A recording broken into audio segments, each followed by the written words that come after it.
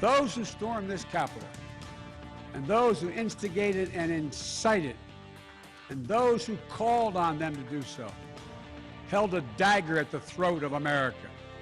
U.S. President Joe Biden calls out those who threatened American democracy 1 year ago in the attack on the U.S. Capitol. But will his speech help heal a still divided country? Hello, I'm Anand Naidu, and this is The Heat.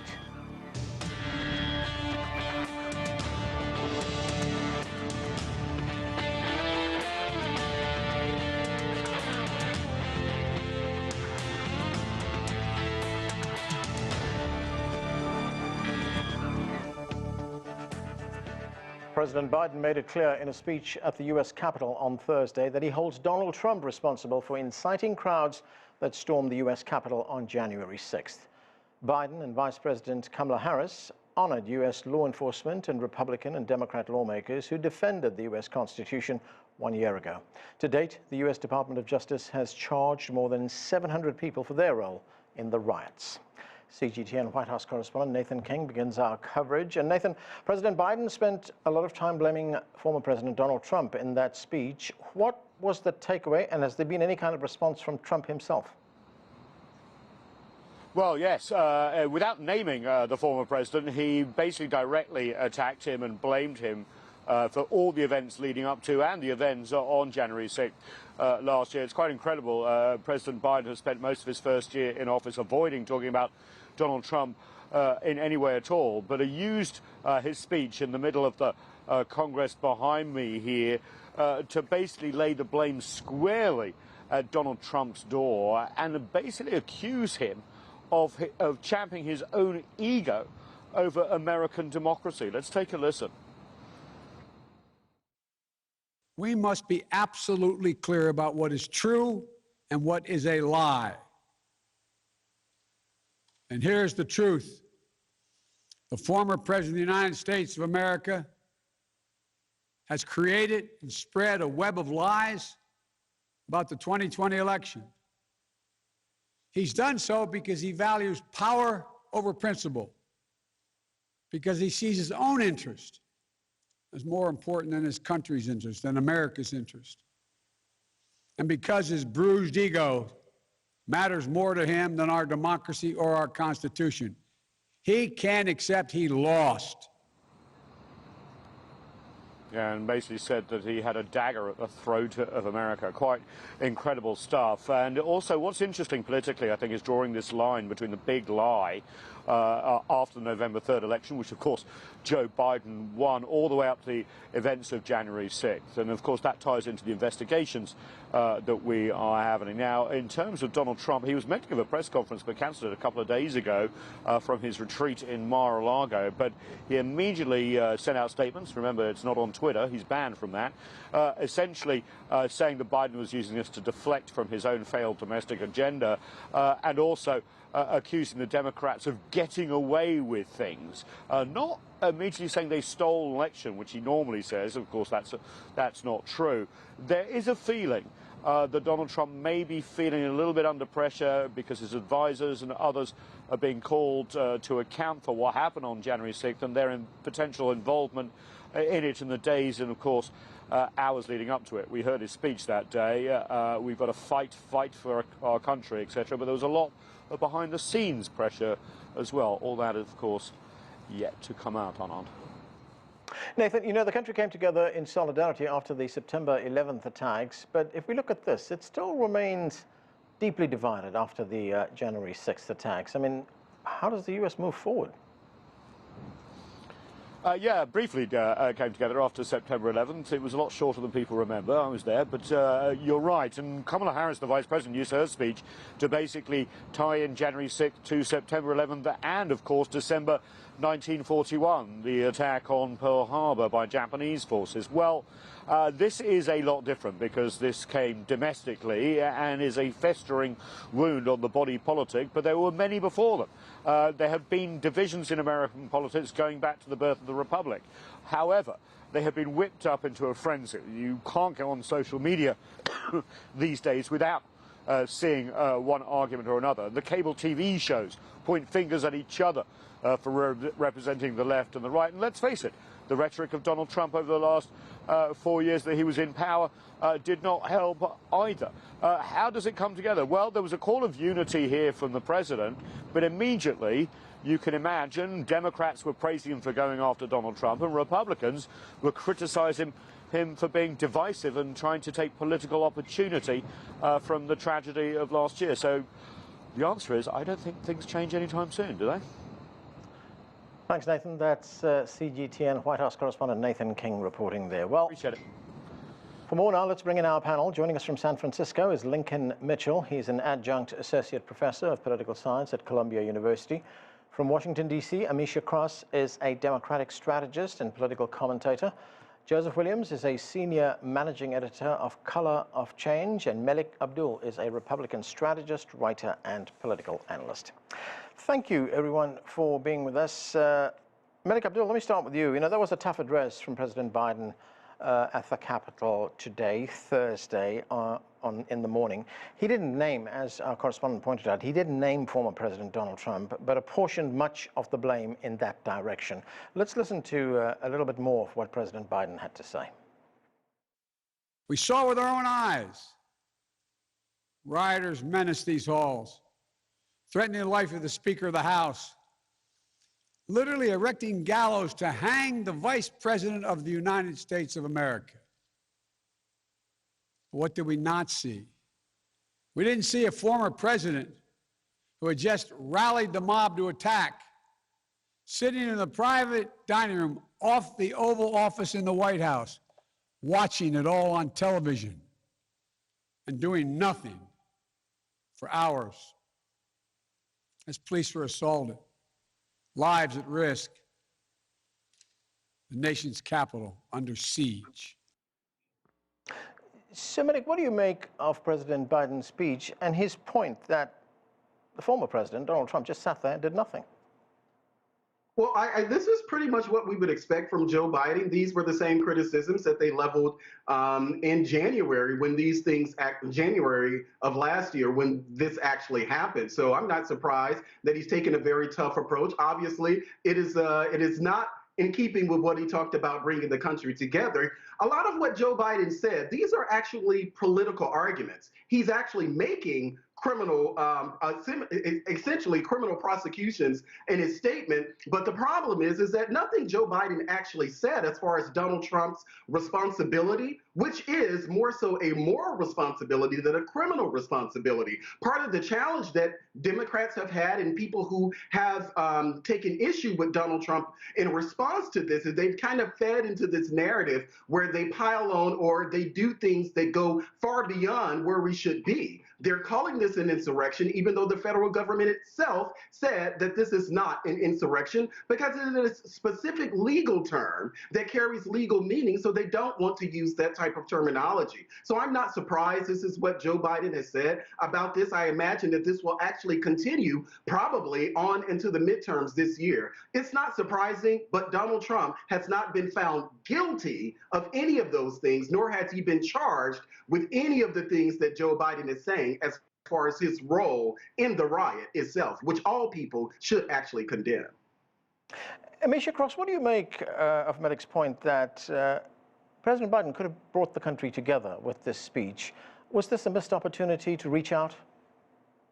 No, President Biden did exactly what I would argue he should have done months ago.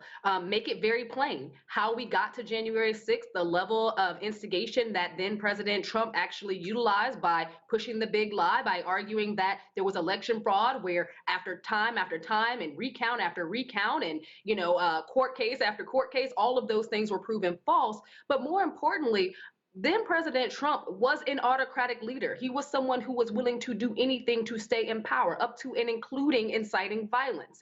And I think that we have to be very serious about that when we talk about it. And that's what we heard from President Biden today. A line drawn between what Donald Trump told his followers, the people who would have done whatever he wanted them to do, what he told them in tweets, what he told them at rallies, what he told them on the day of the insurrection. Right. He was supposed to be out there marching with them and supporting them. He did not call down the mad, wild dogs until 4.5 hours into a bloody insurrection. That was one of the most disgusting tales of American history that I have ever seen. And I Right. think we have to call it for what it is. And President Biden did exactly what he was supposed to do. But We saw voting rights be upended after that, and it is largely because Right. of what we saw on January 6th and But the lead up perhaps, from Ameshia, that failed presidency. perhaps, Ameshia, the bigger picture was to heal these divisions rather than deepen them. No, the bigger picture is actually telling America what happened, because you have to understand that at the end of the day, there are two visions of America right now. One that calls those individuals patriots who are out to protect our country by nullifying the votes of largely black voters across this country, and another section that actually saw the truth, where we had Officer Sicknick be beaten and bloodied to death on that day, where we saw that the sitting vice president, his life was threatened with gallows in front of the Capitol building and them threatening to hang the man. He told the truth, and that's what America needs. Now, if American voters decide to come together on this, great. Yeah. If they don't, it speaks more to American voters and the partisan divide than it does the facts of what we saw on January 6th. Okay, let me go to Lincoln Mitchell. Lincoln, depending on which side you stand on this issue, it was either an unprecedented attack on U.S. democracy, or, as some conservative media have been telling us, it was just a bunch of political activists walking through the halls of Congress. I mean, the Democrats did hold a moment of silence today to commemorate this, what happened on January 6th last year. But there were only two Republicans at this commemoration. It was Liz Cheney and her father, Dick Cheney. It seems the battle lines are drawn. I mean, what kind of a message does that send to the electorate? Well, I might describe those two sides of where you sit on this a little differently. One is reality and one is fantasy-based. And the fantasy here is that these were just people strolling through the Capitol. That is just an abject lie. It's a dramatic, deliberate misreading of what happened, and it's not reality, and it shouldn't hold the same kind of weight as what this was, which was a violent attempt to disrupt an election. Now, what this does to bring the country together, that's the hard work here, right? But it's a tough question for, in this case, President Biden, but for others as well. And it's one we see in academia and in our own way, which is that you can't say what we need to do is find a compromise between those that want free and fair elections and those that want to hang the vice president, right? And those that want to disrupt those free and fair elections. And so you have to, so that's not the way you bring the country together. The way you bring the country together is you say, if you are a patriot, if you believe in the ideals of America, if you believe in small d democracy, the idea of democracy, then side with free and fair elections. Isolate those who continue to celebrate the events of January 6th. Isolate those who continue to downplay the events of January 6th. That's how you bring the country together. You're never going to bring everybody together, but that's the way it has to happen. Now, I wouldn't say I'm optimistic about that happening, but that's a much better approach, which I think is the one that Biden more or less, the president more or less took today, rather than saying, hey, let's get along and find compromise, because there's no compromise with people who want to overthrow fair elections. Joseph Williams, there is a congressional inquiry going on to the events of January 6th. In fact, that inquiry is still going on. The chairman of the investigation, Bernie Thompson, who's a Democrat, he said that we need to know who organized, planned, paid for, and received funds related to these events. I mean, don't we already know the answer to that? Because Reuters reported, in fact, in August, months ago, and it quoted senior law enforcement officials at that time as saying that they had found, quote, scant evidence that the January 6th events on the U.S. Capitol was the result of an organized plot to overturn the presidential election result. Well, that is open source reporting on the one hand, because yes, Reuters is very good at those sorts of things, and the investigation quoted anonymous sources. What they need are people on the record. But at the same time, you have reporting about a war room, about a situation room, about dark money being used to fund some buses from the hinterlands to the Washington, D.C. Capitol. And this was far from a benign, spontaneous demonstration. You also have members of the Proud Boys who are on trial or who have been charged with conspiracy. You've got members of different far-right groups that are under investigation for just that sort of thing. And you have a president who knew what to say on that day. So to assume that there is no connection at all, I think is to turn a blind eye to some very real evidence that's out there, that there are some connections and that there were people at higher levels involved. There is a reason why we have Steve Bannon, who's pleading the fifth or refusing to cooperate with the committee. If there is nothing to hide, please testify and tell us what you know. He's abjectly refusing to do that and is facing jail time for the same reason. So goes Mark Meadows. So goes a couple of sitting Congress people who are weighing whether or not whether or not they're better off facing jail time than they are facing the wrath of Donald Trump. And I do want to make one more point in that there is a very clear criminal charge that could be leveled at Donald Trump, and Liz Cheney made that plain a couple of days ago, which is dereliction of duty, that the country was in crisis and the president did nothing. He is the commander-in-chief of the military and had the power to command the military to go in and stop the certification of an election, which in fact was a crime, trying to decertify that election or trying to disrupt it. Right. So there are very clear ties here that could be resulting in criminal penalties for the former president. Melik Abdul, about a year ago, in the immediate aftermath of the events on January 6th, the Washington Post published a poll which said, among other things, that 34% of Americans believe that violence against the government is sometimes justified. And that same survey found 40% of Republicans, 41% of independents, and 23% of Democrats say violence is sometimes justified. This is not the majority, you know, these numbers are below 50, but really, what does that tell us about people's faith in the system? And they seem pretty alarming numbers at the levels at which they are. Oh, because I've actually studied polls and, know how political science works when it comes to these polls. You can get a poll to pretty much say anything. It doesn't surprise me that that is the tone, that because of the tenor in the country overall. When we have elected leaders on both the Republican and Democratic sides say things, you have people in Congress now comparing their fellow members of Congress to the KKK. So these are things that are happening in our larger body politic. So that is not surprising to me. If you look at the Black Lives Matter protests of last year, those were riots where they were burning down cities in the face of what they consider racial injustice. There were a lot of things that were done inappropriately, things that were said inappropriately, attacks on our law enforcement, attacks on our institutions that happened then. The textbook definition of that, sure, is domestic terrorism, but I think it's very hot to use that type of language just as insurrection itself. We do know that Mark Meadows turned over almost 10,000 page documents. So the idea that there is something Mark Meadows is actually hiding at this point, when he was actually done this very same thing that happened with Steve Bannon, what happened with Steve Bannon being charged in contempt of Congress is the very same thing that Eric Holder was charged in contempt of Congress. But the difference is that the Republicans at the time didn't actually forward that over to the Attorney General for criminal prosecution. A lot of what we're talking about are political arguments, and people on both sides make these type of political arguments. But when we're dealing with the facts of what happened at this point, Donald Trump, and according to the FBI, no one around Donald Trump or in Donald Trump's orbit was actually involved in the coordination of this. This is what the FBI is saying. We can have our opinion. Where is that declaration being made? Yeah. Okay, Ameshia, I know you want to respond to this. Let me go to Ameshia first. Our federal government is actually saying. This isn't me as a partisan saying this. This is what our FBI is saying. If there's other evidence out there to point to Donald Trump or people around Donald Trump, I absolutely think that type of information should come out. But we shouldn't the same thing we did with the Russia collusion narrative.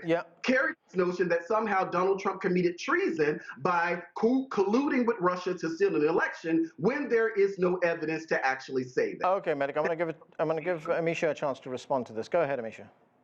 So I respect Melik. I know him outside of this. At the end of the day, we have to be very serious and strategic about the words that we use. 97% of the BLM Black Lives Matter protests were peaceful, 97%.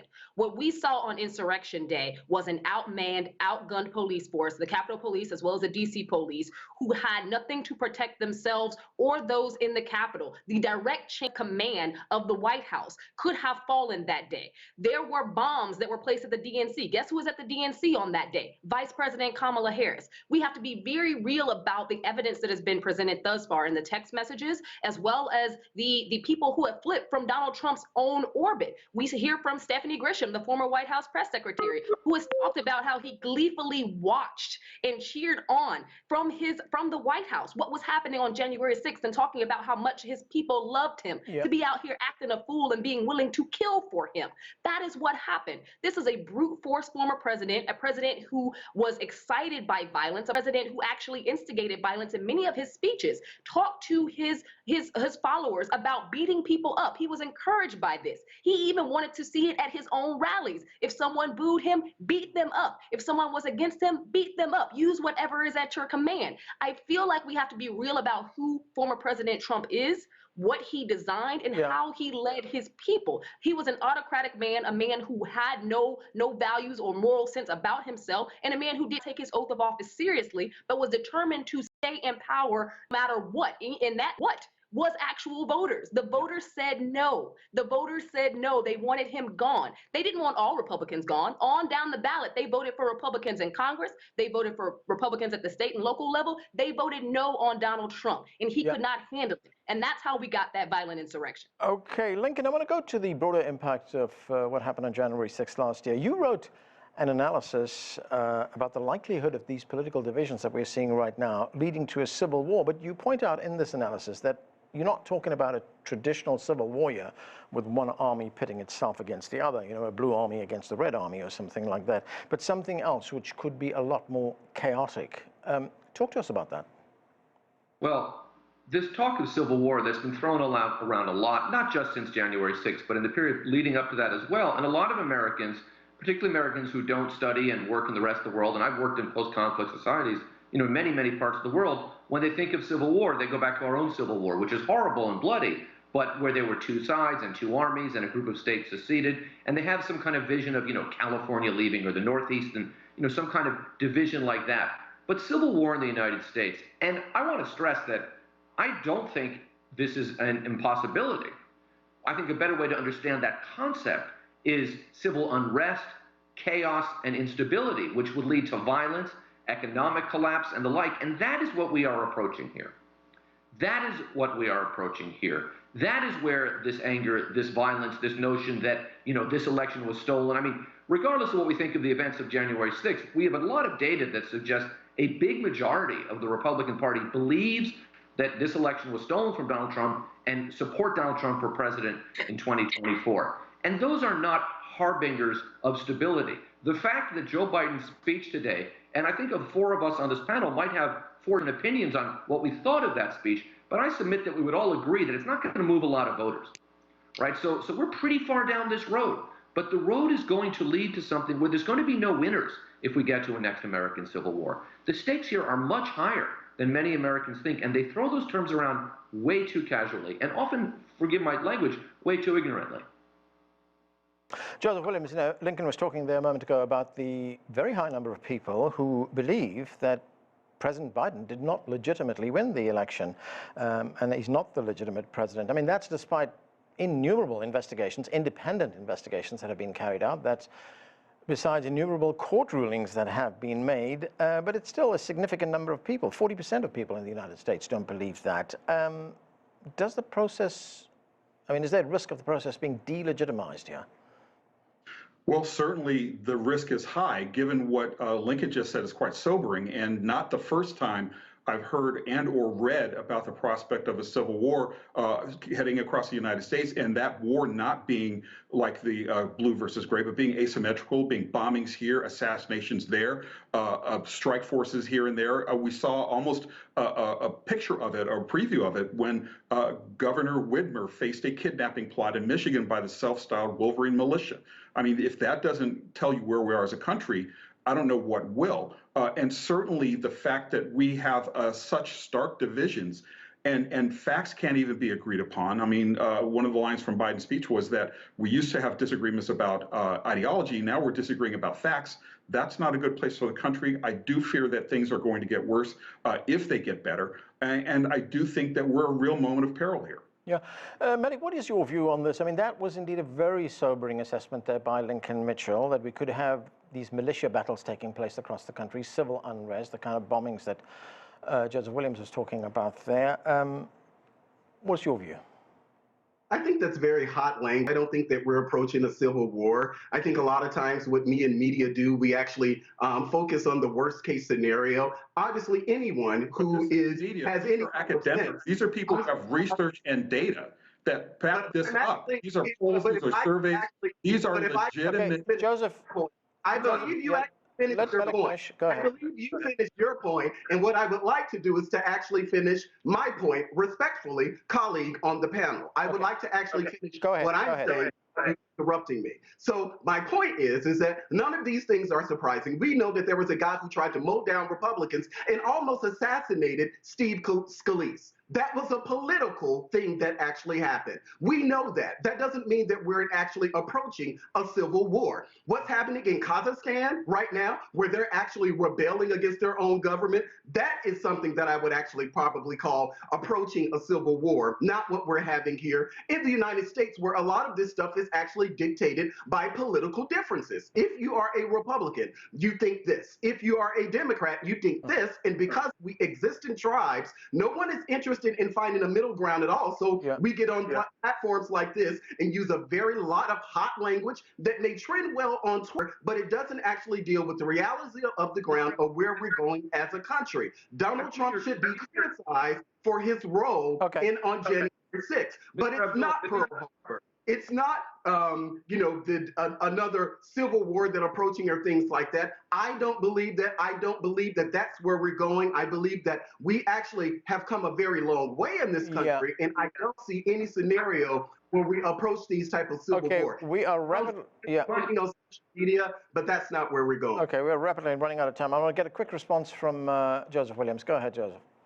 Well, I think that he's being delusional. I mean, the evidence is present. We had an insurrection that nearly succeeded. We have one governing party of the country, one party that has abjectly refused to fight back against this because they know it's not in their political interests. I mean, you need look no further than, again, this was a very real kidnapping plot. And I'm not by any way excusing anybody who takes arms against Republicans. That's just as bad. But whataboutism is not the case here. We have an entire party. Let's look. I gotta go to Lincoln Mitchell. He wrote the piece that we are talking about. Lincoln, I'm going to give you the last word on this. Go ahead. A couple of quick points. That man who shot Steve Scalise and would have killed other members of Congress at that baseball game, pardon me, that is evidence that the civil conflict is growing. As Mr. Abdul pointed out, we are deeply partisan. We don't believe each other. We only believe the news we want to hear. That is evidence that civil conflict is coming. I am not saying civil war is coming and it's Donald Trump's fault or it's the right-wing fault. I am saying that we are pretty deep into a civil conflict, and walking that back is going to be very difficult. And it's going to be even more difficult if one party insists on living in a fantasy world where Donald Trump is the real president when we all know that Joe Biden won that election. Okay, and we have to leave it there. Thanks to all of you for being with us. That is it for this edition of The Heat. I'm Anand Naidu in Washington, D.C. Thanks for watching.